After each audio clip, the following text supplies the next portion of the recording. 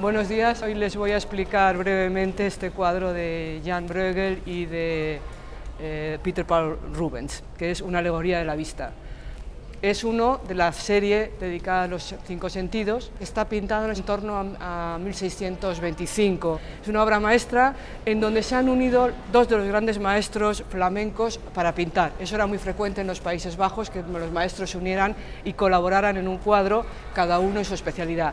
En este caso, Rubens, el gran pintor de historia, el gran pintor de figuras, pinta las figuras en toda la serie, y Bruegel, que era un pintor de flores, de objetos, de animales, que se había especializado en eso, pinta el resto, pinta la escenografía. Desde el punto de vista artístico es interesantísimo ver esta contraposición entre la manera de Rubens, esa pincelada suelta, ligera, briosa, con la técnica de Bruegel, que es exactamente lo contrario, una pincelada minuciosa, atendiendo al detalle, y sin embargo, dos técnicas tan distintas que se saben compaginar perfectamente. En este caso, Bruegel se ajusta a la tradición de la representación de los 5 sentidos, pero en su genialidad sobrepasa esa tradición y la innova. En un principio es una alegoría de la vista, termina siendo una alegoría política, un homenaje a los archiduques Alberto e Isabel Clara Eugenia. En la tradición pictórica, los sentidos se representaban a través de una mujer que estaba desempeñando una función, una actividad en relación con el sentido que va a representar, y además rodeada de una serie de objetos y de animales que se consideran símbolos del sentido en cuestión. En este caso, la representación tradicional de la vista es una mujer mirándose al espejo. Aquí la primera innovación de Bruegel. No está mirando un espejo, sino que está mirando un cuadro. Pero el cuadro, la escena que representa el cuadro es la curación del ciego. Además está rodeada de objetos que se refieren a la vista. En primer lugar, el águila, símbolo de la vista en la tradición desde la antigüedad clásica. Hay telescopios, hay lámparas, hay gafas, están las monedas, estas que vemos aquí en el suelo. Y por último, tenemos entre los cuadros representados, la marina es el símbolo del agua. El agua era el elemento que, de acuerdo con la tradición aristotélica, estaba relacionado con la vista. Vemos que todo esto está rodeado de cuadros, una multitud de cuadros, todos los géneros que estaban entonces de moda en los Países Bajos. La caza, la mitología, el paisaje, la escena de género, la escena religiosa, y también hay un montón de esculturas. Pues bien, este cúmulo de cuadros de todos los géneros y de esculturas de todas las tipologías, porque además se abre hacia allá donde hay una galería, otra vez con más cuadros y más esculturas, convierte la escena, además de una alegoría de la vista, en una alegoría de la creación artística. Pero además están rodeados de todos estos objetos que son también una representación de las ciencias, del trivium y del quadrivium, es decir, de la aritmética, la gramática, la geometría, la astrología, la música, la retórica y la dialéctica, que eran las ciencias entonces reconocidas. Estos objetos lo que hacen es compendiar el saber.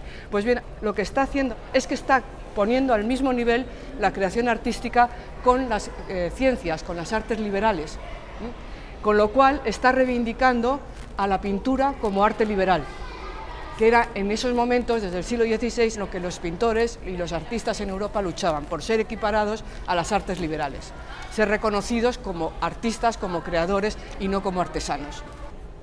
Hasta aquí la vista, el homenaje a las artes, la equiparación del arte, la exaltación de la pintura como arte liberal. Un paso más, un nivel más de lectura, hay un mensaje moralizante. En este lado vemos una madre y un hijo, la representación Venus con su hijo Cupido, la representación del amor pagano.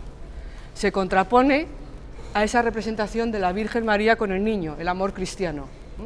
El amor pagano lleva a la tristeza, la melancolía. Venus está sentada en la postura que era la representación de la melancolía. Para evitar caer en el pecado, la única salvación posible es el amor al prójimo, el amor cristiano, representado por la Virgen y representado por el cuadro que está mirando Venus. Es decir, Cristo curando al enfermo es un acto de amor al prójimo, reivindicando evidentemente el mundo cristiano.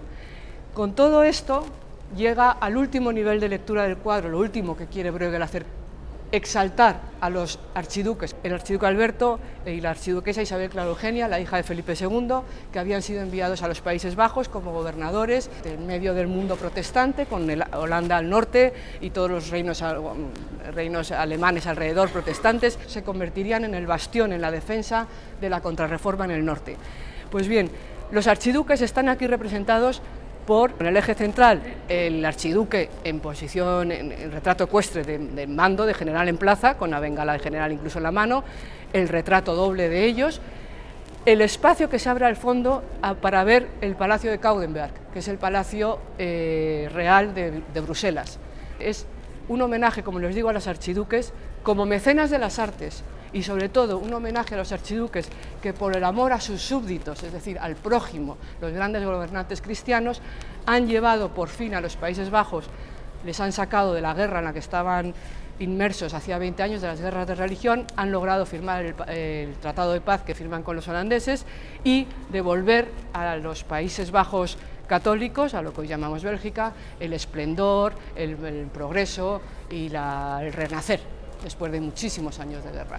Como una simple, insisto, alegoría de la vista, termina siendo un homenaje, una reivindicación de los archiduques como gobernantes cristianos de los Países Bajos.